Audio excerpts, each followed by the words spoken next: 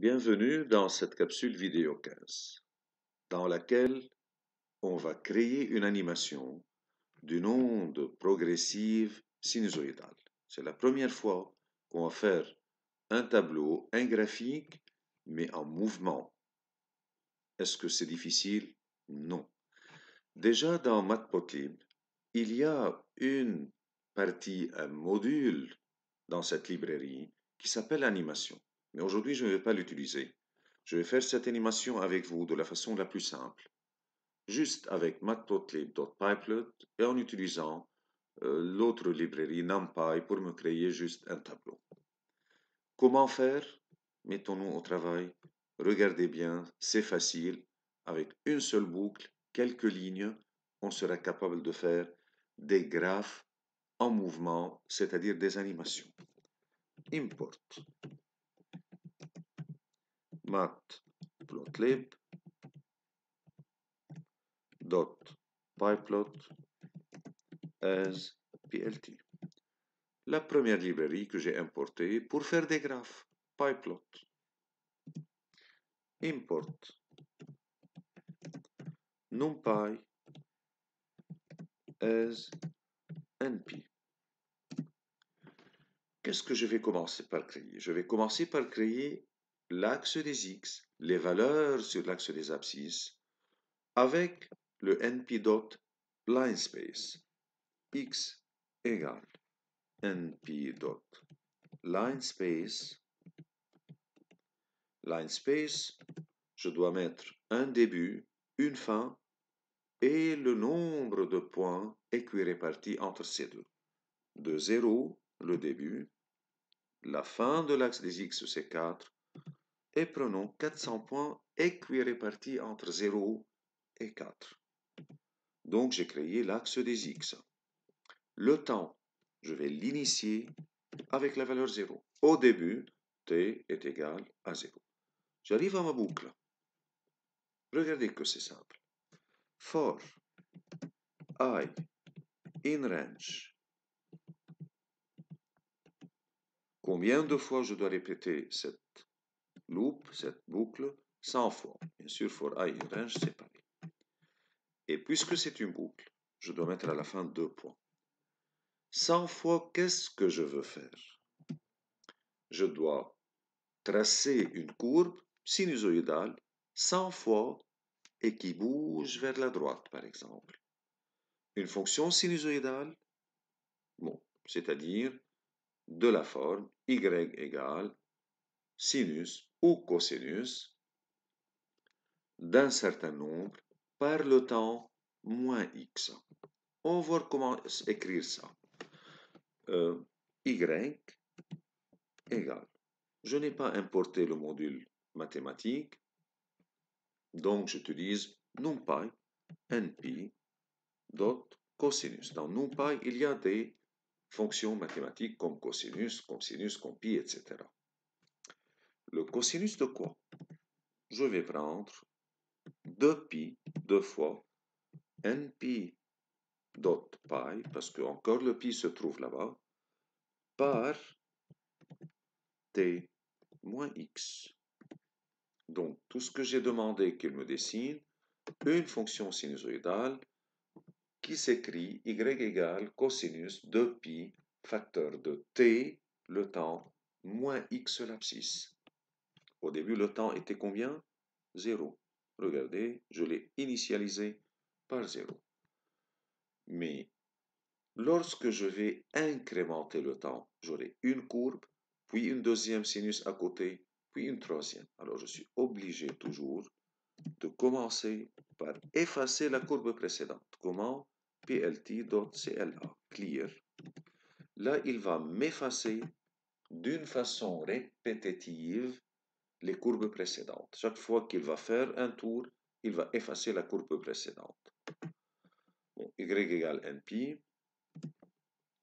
Qu'est-ce que je vais faire maintenant? Le graphe. plt.plot x, virgule, y. Trace-moi le graphe de y fonction de x.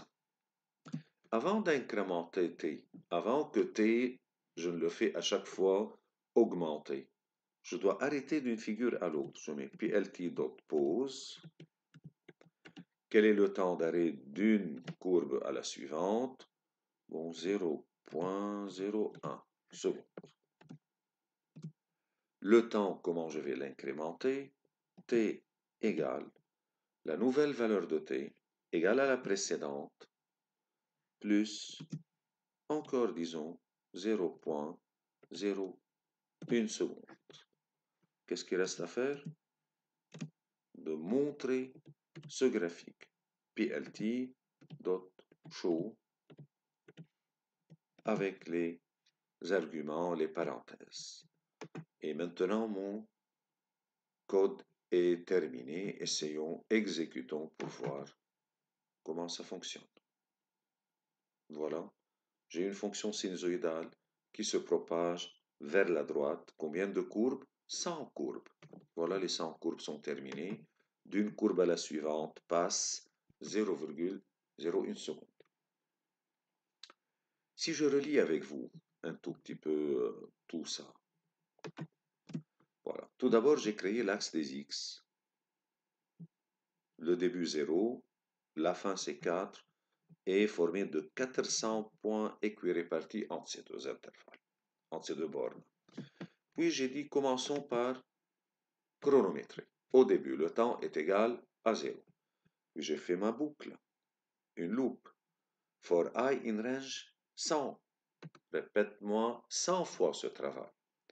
Y égale cosinus de 2pi de t moins x. J'ai précédé par plt.clear, c'est-à-dire à chaque fois qu'il va reprendre le travail, qu'il efface la courbe précédente. Le graphique plt égale .plot, plt.pause, et le temps, je l'incrémente. Au début, il était 0, puis il va être 0 plus 0,01. À troisième tour, 0,01 plus 0,01, et à chaque tour, le temps augmente, donc la courbe va se déplacer à chaque fois vers la droite. Je peux mettre, au lieu de 100 fois, 200 fois. Ici, je peux mettre limiter mes axes. Par exemple, je peux les mettre là. Voilà. plt.axes.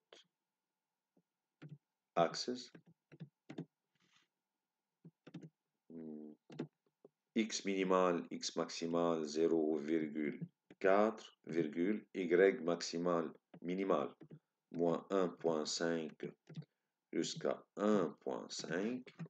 Voyons un peu si ça va changer. Oui. Maintenant, Y est de moins 1,5 jusqu'à 1,5, donc elle est plus petite un tout petit peu, et ça va se répéter 200 fois maintenant, pas 100 fois, donc ça durera un peu plus. Voilà, les 200 courbes sont terminées. Pour voir un peu les points, voilà, je peux mettre couleur magenta, des points détachés.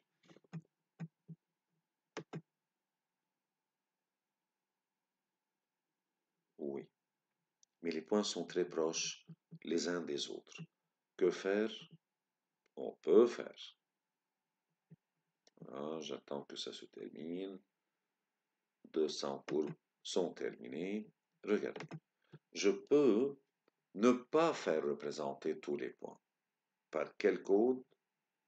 Dans plt.plot, je mets marque every, marque-moi chaque.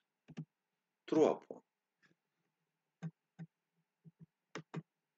C'est-à-dire 1 point oui, 2 points non. Regardez, voilà. Vous avez un point qui monte et qui descend, qui vibre ici, et c'est une onde progressive qui avance d'une façon uniforme. À vitesse constante, elle se propage cette onde. Ces ondes se propagent. Voilà l'animation de la façon la plus simple.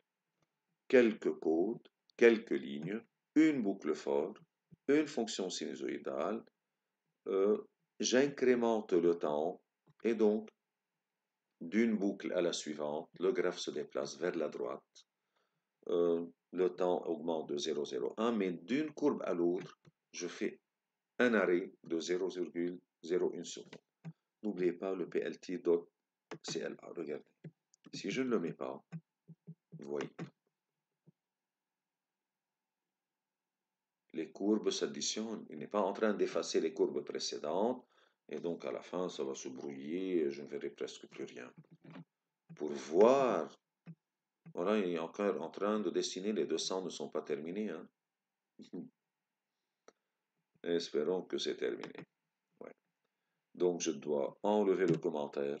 Et à chaque fois que cette loupe fait un tour, qu'elle efface la courbe précédente. Est-ce qu'on ne peut pas faire d'autres animations?